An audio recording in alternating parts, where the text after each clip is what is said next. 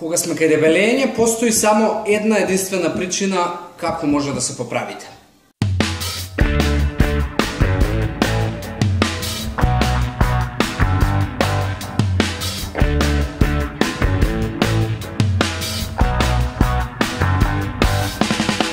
Добар ден на сите и добро дојдовте у 20-та епизода. Веќе почнавме со цифрата 2, двоцифрено, и сум многу среќен што одржавме некаков континуитет. А она што ме прави уште посреќен е што имав можност сега овие денови додека бевме со Тања малку во Банско да ми помине низ глава е практично колку многу сето ова допира до луѓе да исто така и тие продолжат во некаков континуитет до нивната цел. Конкретно за начинот на исхрана и за сето она што ние им го промовираме и им помагаме. И искрено имав можност да бидам малку и сам со себе и да изанализирам некои работи и сум многу среќен што имаме можност да дадеме некаков придонес и да помогнеме на што повеќе луѓе околу нас. И она што ми е апел до секој од вас е да не бидете себични, бидејќи јас знам дека сите овие информации на многу луѓе околу вас им требаат. Многу луѓе околу вас се мачат можеби со истиот проблем кој што и вие го имате, можеби имаат вишок на килажа, можеби немаат доволно енергија, имаат некакво велнес пореметување или здравствена состојба која што е поттикната повторно од начинот на живот. Затоа не бидете себични, споделете го, покажете им на луѓето, можеби да добијат некаква вредност како што и вие добивате. Она што во оваа епизода го најавив и ќе го зборуваме у принцип што значи да се дебелееме. Можеби повеќе зборуваме на оваа тема, но тоа е од причина така што 95% од луѓето кои што ни се обраќаат е причината поради која што покачиле телесна тежина и бараат некаква помош. И она кое што го слушаме од секого од вас, кога можеби или ќе го слушаме во иднина, е што сите луѓе кога ќе ни кажете слушај имам проблем со килограми, нормално целта ми е дека сакам да ослабнам, ни кажуваат приказно типот после првата бременност или после втората бременност или откако завршив со спорт, откако направив некаква повреда, откако ми се јави проблемот со тироидната и со хормоните.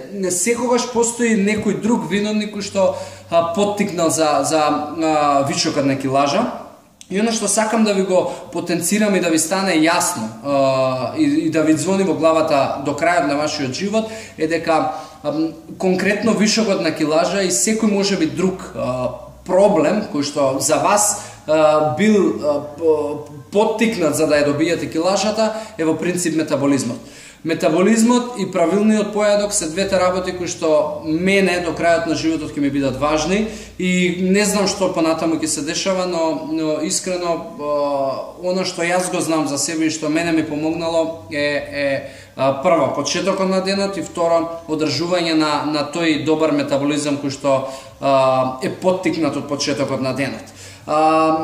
Неправилната работа на метаболизмот предизвикува хормонален проблем. Неправилната работа на метаболизмот предизвикува проблеми со тироидна жлезда. Неправилната работа на метаболизмот предизвикува дигестивни проблеми. Неправилната работа на метаболизмот предизвикува имунолошки проблеми, предизвикува проблеми со вишокот на килажа. Затоа единствениот начин како вие може да покачите телесна тежина е неправилен метаболизам или во превод.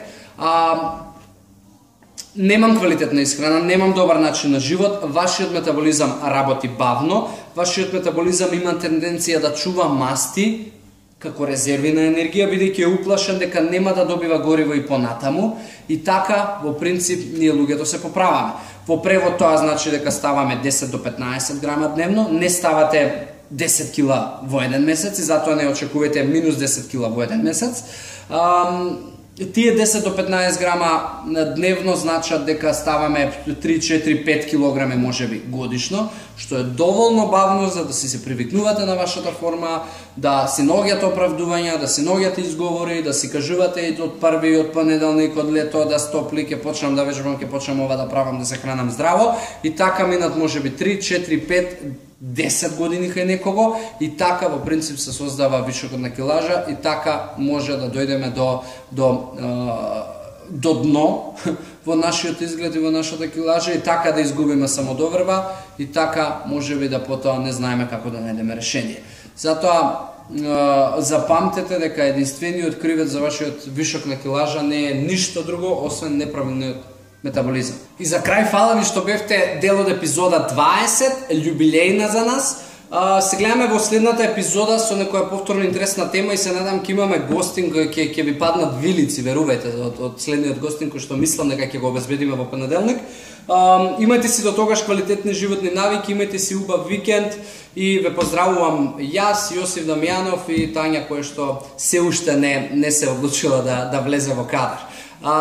Се гледаме во следна епизода. Чао, чао!